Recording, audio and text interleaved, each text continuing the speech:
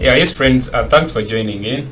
I want to give you this breaking news. Actually, it's an interesting story from the New York Times. The United States is considering action against the government of President Yoweri Museveni, a long-time ally who has crashed dissent at home.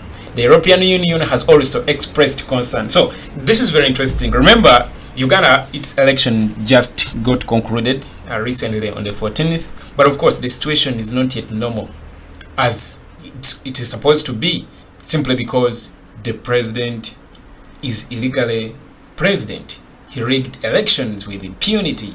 So, of course, people voted for Kyagulanyi Ssentamu, but you saw all the chaos, the internet blackout, the social media ban, and all that kind of thing that existed pre, during, and even after the elections. So, here is an interesting story from New York Times. It says, the West's patience with Uganda's strongman wanes after a bloody election. The United States is considering action against the government of President Yoweri Museveni, a long-time ally who has crashed dissent at home. The European Union has also expressed concern. A bloody and contentious election season in Uganda, in which dozens of people were killed and the principal opposition candidate was placed under the de facto house arrest, recently gave a 65-year term to President Yoweri Museveni, a staunch US military ally. But now, the US State Department says it is considering a range of actions against Mr. Museveni, who, since taking office in 1986, has been among Africa's leading beneficiaries of American aid, taking in billions of dollars, even as he tightened his iron grip on the nation. Mr. Museveni, 76, has suppressed opposing voices for years, often by force, and the campaign leading to this month's election was marred by the intimidation of opposition candidates and their staffs, particularly Bobiwine, a pop star turned lawmaker who rose to become the president's toughest challenger. Violence convulsed the country during the campaign, and election observers and opposition figures contend that electoral fraud contributed to Mr. Museveni's re-election. We have significant concerns about Uganda's recent elections, a State Department representative said in a statement emailed to the New York Times. The United States has made clear that we would consider a range of targeted options, including the imposition of visa restrictions for Ugandan individuals found to be responsible for election-related violence or undermining the democratic process. The conduct of the Ugandan authorities during those elections, the statement read, is one factor that will be considered as we make determinations on future U.S. assistance. Other nations have also voiced concern over how the post-election period in Uganda has unfolded. A spokesperson for the European Union said the bloc was gravely concerned by the continued harassment of political actors and part of civil society, and they continued to remain attentive to the situation on the ground. Mr. Museveni has reportedly been meeting with the foreign diplomats in recent days as concerns mounted about the conduct of the vote, and many Western and African partners have yet to formally congratulate him. The Kenyan president deleted a Facebook post congratulating him after it was widely criticized, and Facebook erroneously flagged it as containing false information. Before, during, and after the vote, journalists and independent observers were kept from closely watching the proceedings, and the government refused accreditation to most of the observers the US mission in Uganda had intended to deploy. A nationwide internet shutdown restricted the flow of information. As the election results were trickled in, the authorities surrounded Mr. Wine's home, refused to let him out, and even prevented the United States ambassador from paying him a visit. Security officers withdrew from his home this week after a court ruling, but they continued to maintain roadblocks nearby, and they surround his party's headquarters.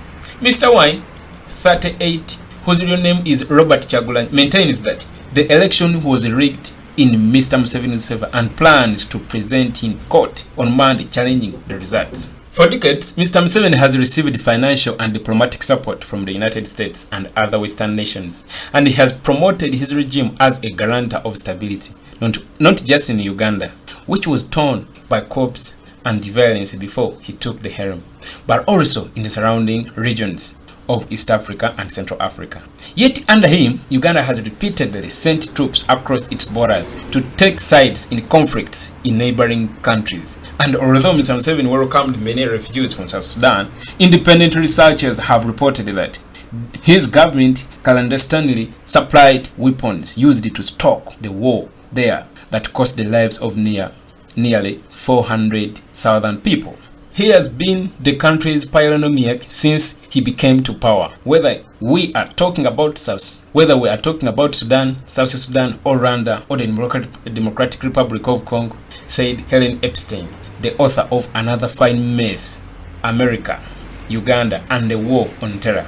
His army has intervened everywhere to the detriment of peace. Every year, the United States alone provides more than $970 million to Uganda, supporting the military, the education and the agriculture sectors, and the antiretroviral treatment for almost 1 million HIV-positive Ugandans. Uganda has in turn partnered with the United States in working to quell terrorism, deploying more than 6,200 troops to the African Union mission in Somalia that is battling the Al-Qaeda-linked group Al-Shabaab. Thousands of Ugandans have served as guards on American bases in Iraq and Afghanistan, and Uganda has been lauded as one of the best places to be a refugee, with those seeking asylum given land and the ability to work and move around. But as Mr. Museveni continued to curry favor with the West and receive support from financial institutions like the World Bank, his government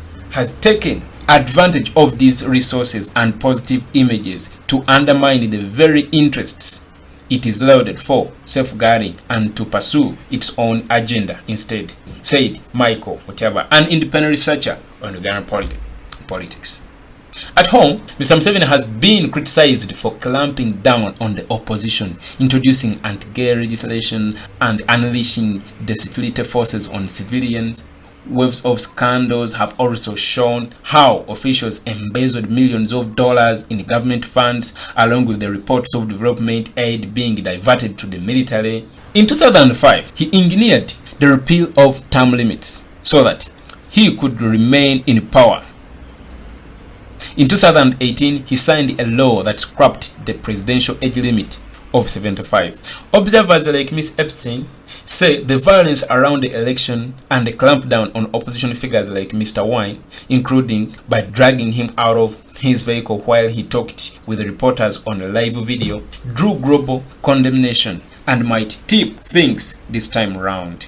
Before and after the January 14 election, Senators Bob Menendez of New Jersey and Chris Coons of Delaware, Jake Sullivan, President Biden's National Security Advisor, a group of donor nations including Canada, and members of the European Union and United Nations experts all denounced the government's conduct. I think finally people are beginning to wake up to the reality of Mr. Museveni's Uganda, Mrs. Epstein said. If so, that would undermine the standing Mr. Museveni has cultivated as an elder statesman in East Africa, said Angelo Izama, a Ugandan political analyst. If he continues taking these bottom blows on his reputation at home, Mr. Izama said, I think he's going to lose his standing, not only in the region, but also gradually lose the Western powers, who are increasingly determined to align and change their tack on how they deal with Uganda. But Kenny Oparo, an assistant professor at Georgetown University School of Foreign Service, said that while donor relations with Uganda might change, it remains to be seen whether these changes would be substantial. Western countries, he said, have almost always erred on the side of maintaining their relationship with Mr. Museveni's government instead of pushing him to bring in much needed reforms. Museveni knows this fickleness and has exploited it masterfully over the years, Mr. Oparo said. And while the Biden administration would say the right things, Mr. Oparo said Mr. Oparo said he was less optimistic about what it would be able to do and whether such action would necessarily lead to change for the better in Uganda. Alright guys, that was an article from the New York Times highlighting on the possibilities the United States is considering against Museveni, because it says the United States is considering action against the government of President Museveni, a long-time ally who has crashed decent at home. The European Union has also expressed concern. In brief, these people took long to see this because there has been a lot of these kind of things we see now. The injustice, the murder, the killings, stepping on the voices of dissent, especially from the opposition. Man, a lot has been happening. They took long to act, and if they are to act, they shouldn't even spend a minute. They should act as soon as yesterday. Let me give you an insight. In 2020, Uganda alone received aid from the United States. On the health and population, it received over $244 million US. On the humanitarian sector, it received over 90 million United States. Agriculture, it received over 40 million United States dollars. Administrative costs, over 27 million United States dollars. Governance, 16 million United States dollars. Education, 16 million United States dollars. And a lot more. You can go to explore.usaid.gov and you see all those information there. A lot of money. Leaving alone the one the military gets, because that is a special package. That is a special package. So, and once these guys, Museveni, receive this huge amount of money, it doesn't do what it is supposed to do. It is diverted to buying tear gas, to buy bullets, to buy those heavy military vans and police vans that you see trailing Kyagulanyi and the all other opposition candidates. It doesn't serve the right purpose, because in terms of education, Uganda would be too far. In terms of health, Uganda would be too far. But look at the hospitals we have. Go to districts in the north, you'll cry. The hospitals there. Go to hospitals in Rakai. Just here in the central, they have tried to renovate like in Mulago. But again, you have to pay. A hospital that was free, completely free during the times of Amin and Obote. This time you have to pay huge sums of money in order to be treated there. So it is a shame. It is a shame, and if these guys have to act, they should act as soon as yesterday. We are fed up of this dictatorship.